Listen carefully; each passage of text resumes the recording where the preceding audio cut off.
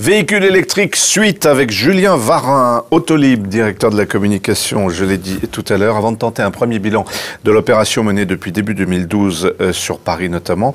Pourquoi le groupe Bolloré a-t-il choisi cette technologie lithium, métal, polymère pour ses batteries ? Alors c'est une histoire de longue date, je vais essayer de vous la raconter rapidement. Le groupe Bolloré est un groupe qui est né en Bretagne, donc c'est un berceau pour nous, où on a fait du film extra fin, condensateur, etc., etc. Et on est arrivé après les condensateurs à faire du supercapacité, et les personnes en Bretagne ont continué à travailler sur la batterie, toujours sur une technique d'extrudation, enfin voilà, un peu compliquée peut-être pour en parler ici.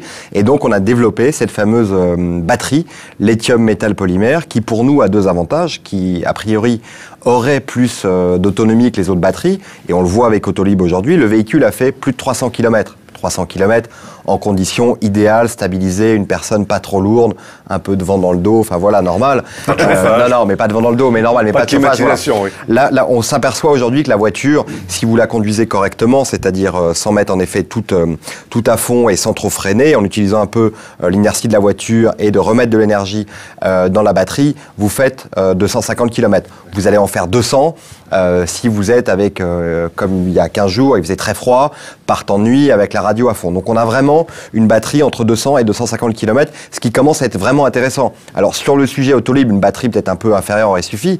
On va commercialiser cette voiture aux particuliers, et quand vous annoncez 250 km d'autonomie, ça commence à être vraiment sympathique, puisque si vous faites 50 km par jour, eh bien vous la rechargez pas de la semaine, vous la rechargez le week-end. Il y a des espoirs pour que cette technologie progresse encore ?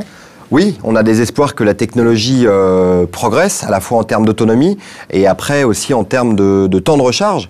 Aujourd'hui, on a une batterie qui se recharge à peu près en 6 heures. C'est pas non plus le sujet sur Autolib, puisque la batterie n'est jamais totalement déchargée. La moyenne des trajets est à peu près de 10 km. Et évidemment, la nuit, on a beaucoup moins d'usage de Blue Car Autolib que la journée. Donc quand vous récupérez un véhicule le matin, il est toujours chargé à 100% et vous n'allez jamais faire 250 km dans Paris et en Ile-de-France avec un véhicule électrique. Technologiquement, elle est issue des batteries de nos téléphones portables. C'est la même famille? Non, c'est justement la famille différente. Votre téléphone portable est une batterie lithium-ion, et nous, on défend et on a l'exclusivité de cette fameuse batterie lithium-métal-polymère. Lithium-métal-polymère qui, pour nous, a plus d'autonomie et est plus sécuritaire, probablement, que les autres batteries. Ouais. D'accord. Et au niveau de l'entretien, il y a des différences, non? La durée de vie de la batterie elle-même? Non, on sait que la batterie peut faire 200 000 km. Donc aujourd'hui, sur Autolib, la voiture, surtout sur une voiture en autopartage, évidemment, la personne qui monte dans une voiture en autopartage en prend un petit peu moins soin que si c'était sa voiture personnelle. Donc la voiture sera a priori morte avant la batterie. D'accord. Alors vous êtes industriel, vous en fabriquez vous-même. Absolument. Vous en fabriquez combien aujourd'hui? Alors aujourd'hui, on a 2 sites de production. On a le site de production en Bretagne, à Ergué-Gabéric, dont je vous parlais, et un deuxième endroit où on produit qui est au Canada, à Boucherville.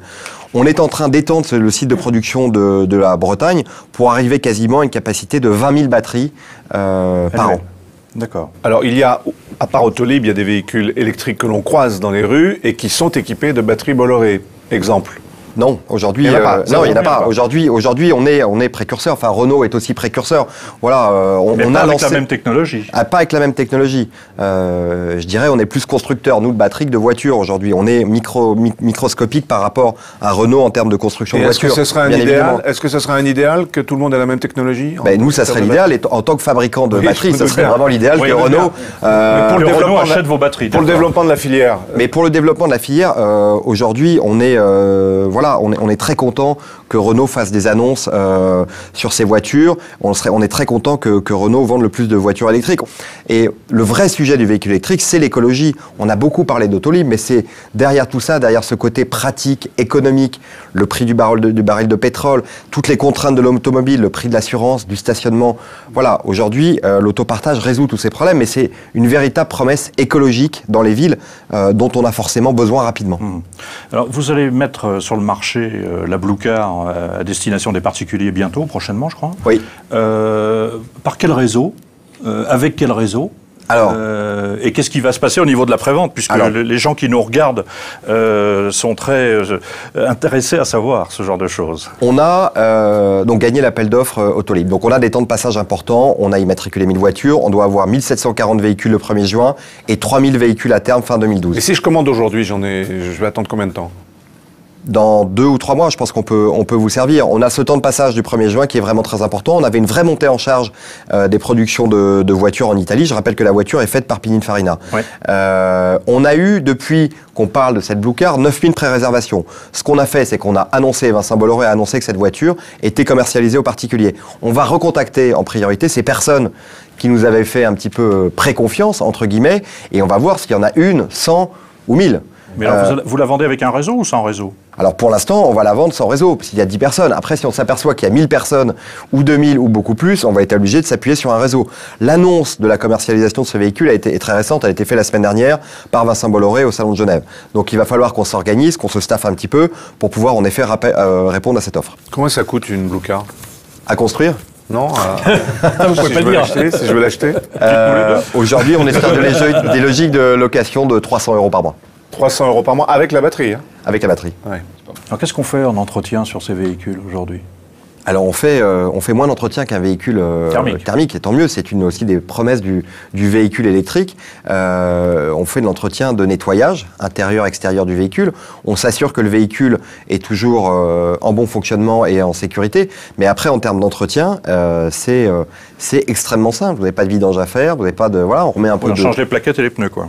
On change les plaquettes, les pneus, on met un peu d'eau pour les essuie-glaces. Très peu d'usure. D'accord. Très peu d'usure. Après, c'est un véhicule en autopartage, ça a 3 mois, donc il va falloir qu'on voit un petit peu tout ça et qu'on voit comment ça fonctionne.